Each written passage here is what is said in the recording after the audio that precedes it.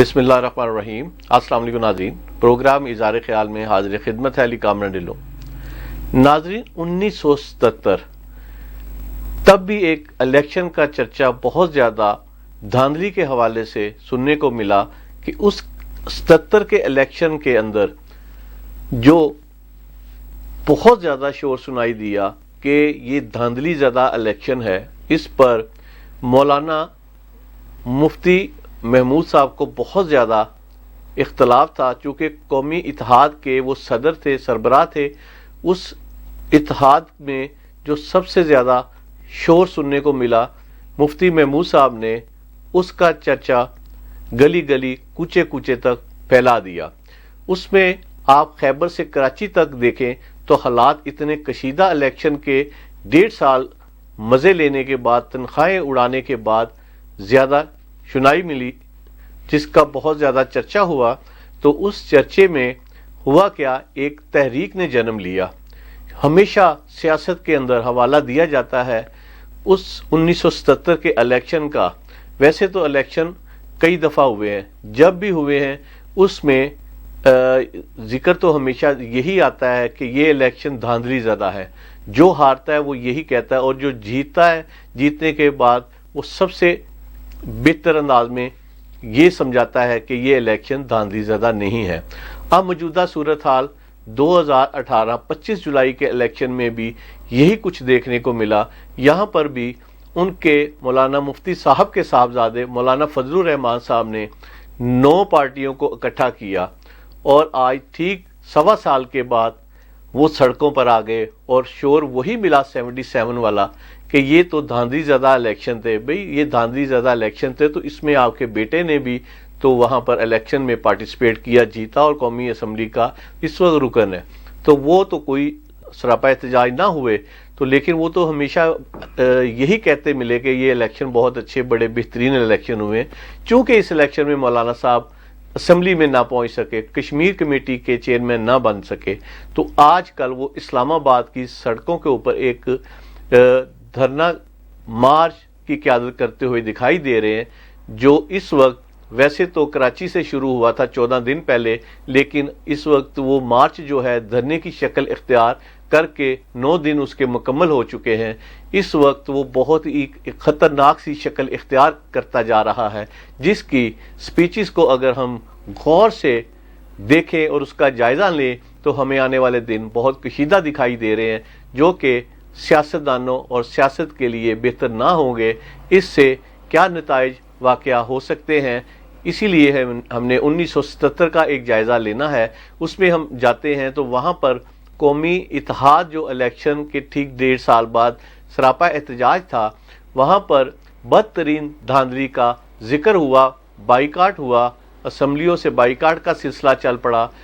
اس کی وجہ سے خیبر سے کراچی تک حالات اتنے کشیدہ ہو گئے کہ تمام نوجوان سڑکوں پر نکل آئے، اور تقریباً سب سے زیادہ جو اس میں کرفیو حالات کشیدہ ہوئے، اس میں کراچی، حیدرآباد، ملتان اور لاہور تھا، جہاں پر پولیس کے ساتھ تصادم میں تقریباً 300 کے قریب جوان مارے گئے، تو اس کی زد میں آئے تقریباً 300 لوگ ہلاک ہو گئے۔ تو یہ کشیدہ حالات اتنے زیادہ تھے کہ اس وقت کرفیو نافذ کرنا پڑا، جس میں مین 4 شہر تھے، کراچی، حیدرآباد، ملتان اور لاہور۔ فوری طور پر وہاں پر انسانیات کے بعد کرفیو نافذ کیا گیا، تو اس وجہ سے وہ پھر پیک اپ ہوا، ان سب کی چھٹی ہو گئی۔ تو اس میں زیادہ جو مولانا صاحب کا مسئلہ تھا، ان کے اس وقت کے جو چیف الیکشن کمیشن تھے، جو ان کے سید سجاد احمد جان صاحب، انہوں نے بڑے صاف اور شفاف لفظوں میں کہا، ہم نے تو دکان سجا دی تھی، ہم کیا کرتے۔ تو یہ ایشو جو ہے اس وقت، یہ موجودہ اگر 2019 کو دیکھا جائے تو 1977 کی ہمیں بو آج بھی آ رہی ہے۔ یہاں پر مولانا فضل الرحمان صاحب، جو کہ مفتی محمود صاحب کے فرزند ہیں، انہوں نے ایک ایسا اسلام آباد میں ہیجان پیدا کیا ہے کہ ہر طرف جو خدا نخواستہ فساد کی بو آ رہی ہے، انتشار کی بو آ رہی ہے، جس کی زد میں بہت سارے شہر بھی آ سکتے ہیں اور اس کے نتائج خطرناک ہو سکتے ہیں اگر یہ مذاکراتی عمل جو اس وقت جاری ہے برائے نام ہے، جو میں نہیں سمجھتا کہ یہ بیل منڈے چڑھے گی۔ اس میں خدشات یہی ہیں کہ اس میں کوئی خاطر خواہ نتائج ہمیں دکھائی نہیں دے رہے۔ تو یہ اگر خدا نہ خواستہ وہی سب کچھ سڑکوں پر اگر دوبارہ سے ہونے جا رہا ہے تو یہ صورتحال سیاست کے لیے اچھی ثابت نہیں ہوگی۔ آنے والے دنوں میں اس کا انجام بھی پھر وہی ہوگا جو 1977 میں ہوا تھا۔ تو اس لیے ان سیاستدانوں کو ہوش کے ناخن لینے چاہیے۔ ملک میں امن بڑی 18-20 سال کی جدوجہد کے بعد آیا ہے، اسے انارکی کی طرف نہ لے کے جائیں۔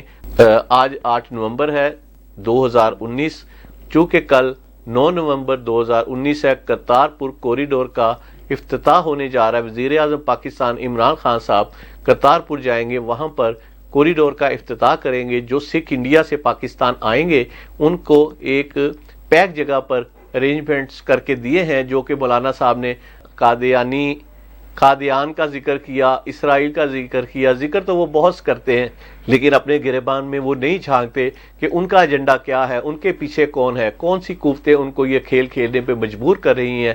1977 میں بھی کسی نے کسی کے کہنے پر یہ سب کچھ کیا، اور آج ہمیں 2019 میں بھی کسی کے کہنے پر کسی کو کرتے ہوئے دیکھ رہے ہیں، اور انجام اچھا نہ ہوگا۔ کرتارپور کی بات کریں تو وہاں پر ایک کورڈ ایریا میں سکھ بھائی آئیں گے، صبح تشریف لائیں گے، ماتھا ٹیکیں گے، زیارت کر کے وہ واپس شام کو چلے جائیں گے۔ وہاں پر ایسی کوئی چیز نہیں ہے، خطرے کی بات نہیں ہے کہ پاکستان میں دوسری جگہوں پہ وہ جا سکیں گے۔ ان کے ساتھ ایک خاص 4 کلومیٹر کے اندر ایک معاہدہ جو ہے طے پا چکا ہے، تو اس لیے وہاں پر کوئی ایسی چیز نہیں ہے۔ جو احمق سمجھتے ہیں قادیان کا، تو وہ ایک طریقہ کار تو وہ بہت زیادہ لمبا پروسیجر طے کر کے بھی جا سکتے ہیں، تو یہ باتیں کرنے کو تو نہایت آسان ہے لیکن اس پہ امپلیمنٹ ممکن نہیں، اور اس کے نتائج جو بہت خطرناک آنے والے دنوں میں ان کو دیکھنے کو ملیں گے۔ کوریڈور کا انشاءاللہ سلسلہ اللہ کرے خیر خیریت سے کل انشاءاللہ ہو جائے، اللہ تعالیٰ بہتری فرمائے، اور باقی انشاءاللہ پاکستان نے آگے جانا ہے، باقی معاملات بھی اس کے سارے انشاءاللہ بہتر طریقے سے ہوں گے۔ تو اس لیے مولانا صاحب کو خدا کا خوف ہونا چاہیے، شرم آنی چاہیے۔ جو اس وقت اسلام آباد کو انہوں نے بالکل ہجان پیدا کیا، خوف کی علامت بنے ہیں، ملک میں عجیب طرح کی چہ مگوئیاں ہو رہی ہیں، بیرونی قوتیں فنڈنگ کرتی ہیں، ان کے پیچھے کھڑی دیکھ رہی ہیں وہ سب تماشا۔ بھارت اس چیز کا ناجائز فائدہ اٹھاتا ہے۔ ان کا جو اس وقت ٹی وی چینلز پہ ایک ہی تصویر چلتی ہے مولانا فضل الرحمان کی ہے، جو بار بار اس کو دکھاتے ہیں، 2 سے 2.5 گھنٹے کی ٹرانسمیشن ڈیلی وہاں پر بھارت میں دکھائی جاتی ہیں۔ تو یہ نہایت افسوس والی باتیں ہیں۔